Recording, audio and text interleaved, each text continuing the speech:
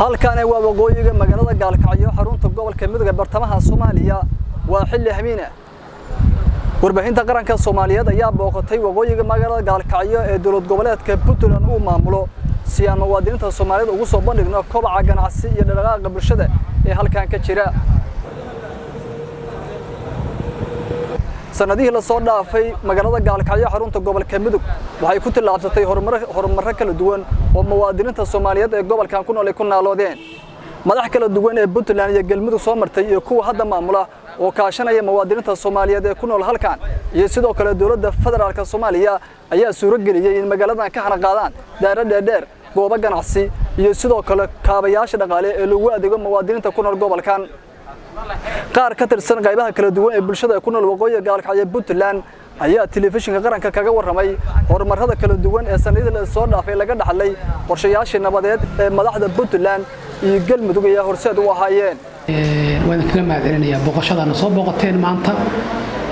TV-ga qaranka Soomaaliyeed anigoo ah magacayga Mustafa Yaasiin Aadan ana operation manager ka Jazeera Business Group haddii aad inkaga jawaabo su'aasha ay weydiisaan oo mowduuc ah hanaqaadka nabadda doorka ay ka qaadatay horumarka gobolka Mudug waxaan aaminsanahay nabadda intii la helay iyo isdhexgalka gobolka Mudug in uu horumar ballaaran uu sameeyay gobolku dhanka dhaqaalaha iyo dhanka bilicdaba sidoo ogsoonahay magaaladani waxay soo madhay colaado badan oo kala duwan 2015 iyo 2016 waxa ka dhacay dagaallo ahli ah oo waxa weeyaan ku dhexmaray magaalada dadka degan qax badanna geystay dhaqaalaheedina hoos u dhigay inta markii laga soo gudbay magaaladani waxay yeelatay gudiyo abaabulan oo ka shaqeynaya nabadda hadii aan lay doorkii dawladda Puntland iyo Galmudug doorkii dhalinyarada isdhexgalka gobolka doorka haweenka mudooyin badan oo laga shaqeynaya nabadda gobolkan ilaahay idinkii ilaahay wuxuu sahlay in dadkii isdhexgalaan dadka ku nool gobolka labada gidiba ay isku si u midoobeen gacmaha isku qabsadeen ayagoo ka wada shaqeynaya nabadda gobolka anaga business ahaan muddadii nabaddu timid magaaladan Gaalkacyo magaalada waxay dhaqaaleeda kor u kacay horumar badanna waa laga sameeyay sida aad arkaysaan bilicda magaalada waa isbedeshay dhismayaal badan baa ku soo kordhay wadooyin badan oo laamiga heshay oo isdhexgal ah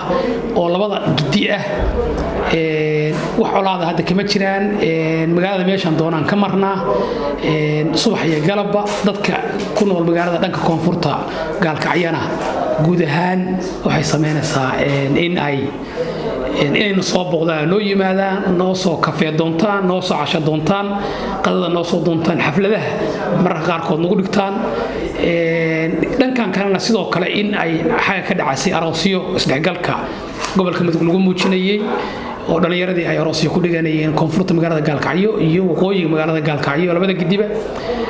taasina waxay horseeday in magaaladii ay horumar ballaaran ku tilaabsato oo dhulkeedii dadku ay degayeen magaaladii qaaliyoobo taasna waxaas base ama u ah udub dhaxaad nabadda magaaladu ay heshay waxaan rajeynayaa in laga sii wada shaqeeyo gacan weyn laga sii geysto magacaygu waa Muxiidiin Cabdirasaaq Warsame ilguyo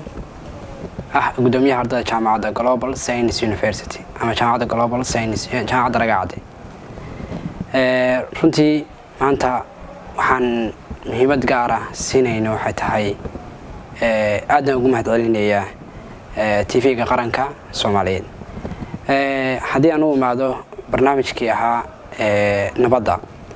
magaalada Gaalkacyo waxay ka mid ahayd magaalooyinkii xagga nabadda marka la fiiriyo ugu dagaalaadka badan sida gobolada kale marka qaarkood marka tagtid markaana aan fiirino gobolka Nugaal baa ugu soo kay xagan ka fiiriyo marka sometimes marka tagtid waxa loo Gaalkacyo meel dagaal badan balaga aaminsanaa laakiin xaaladda hadda lagu sugan yahay runtii way ka duwan tahay xaaladii hore lagu jiray markii ay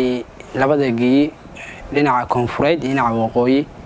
heshiiskii wada qaateen iyo dhalinyaradu markay isku imaatay waxaa kobcay waxbarashadii gobolka waxaa kobcay nabadii gobolka waxaa kobcay horumarkii gobolka sidaan ognahay magaalada Gaalkacyo labada geebe waxay sameysmayaan horumar saad u socda مع جراف كل وقي أنا وقي ياسين ناس لين قال كعايز أسوق كسيه مرسا جراف كسر يوسقطع فنتي أدنى حكومة محل لنا هنا دولة الصومالية يا دولة بونتلان وقام حوله قريي إن قال كعايز شو نودع بعده هدي عن سيدي بلي أوقله برنامج شدي هوري حدر قال كعايز واحد هنشرتي مال وحبرشات مكان يجينا السيد goos ah sidaad waxbarashada u xaadireysay fasalada u fadhiidin ba waxa dilaacaya dagaal ama noqdo mid beelo u dhaxeeya iyo ama mid noqdo si kala oo dawladnimo u dilaacay xagga waxbarashada dugsiyaasha sare googa waa ku imaanay dugsiyaasha hoose googa waa ku imaanay university googa waa ku imaanay halkaas waxa ka dhalanayay in aqoonta dadka soo baxaya ay hoos u dhacday sababtoo ah dugsiyeedkii hadii 4 bilood ka mid ah qofku qax ku maqnaa runtii waa qiyaasi kartaa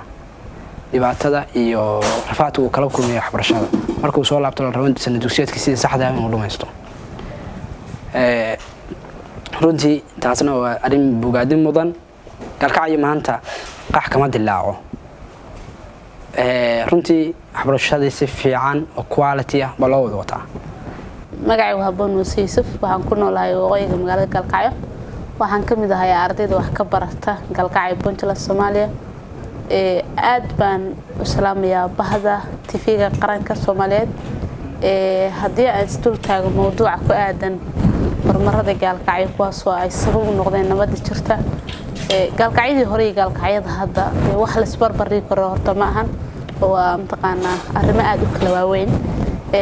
balse haddii aan dhowr meelood ka taabto kale hadda waxaan ku suganahay library-ga weyn ee Gaalkacyo Puntland Scansom Gaalkacyo library baan ku suganahay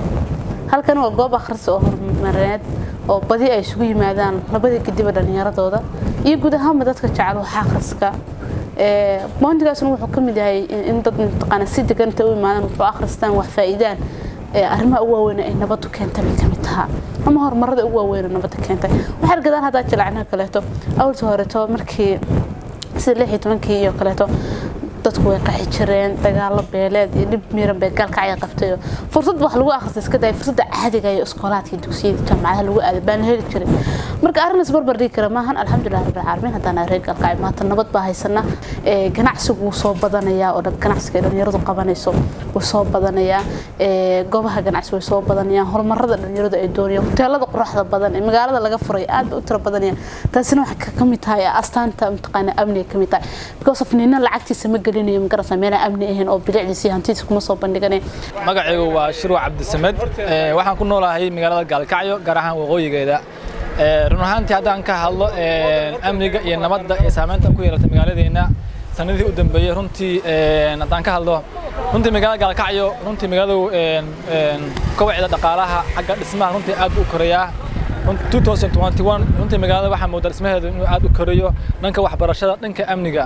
Gaalkacyo markii la fiiriyo 2010 ilaa hadda runtii farqi weyn u dhaxeeyo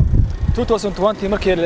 la marayay Gaalkacyo xaggan laami ahaan jirin waxaan daarahan quruxda badan mees lahaan jirin amni buuxa mees lahaan jirin laakiin 2021 markii la marayo runtii magaalada ismiyaasheeda xagga waxbarashada kubaca runtii aad u kacayaa باشا على حاشي راديو هي TV qaranka waqooyiga Gaalkacyo Puntland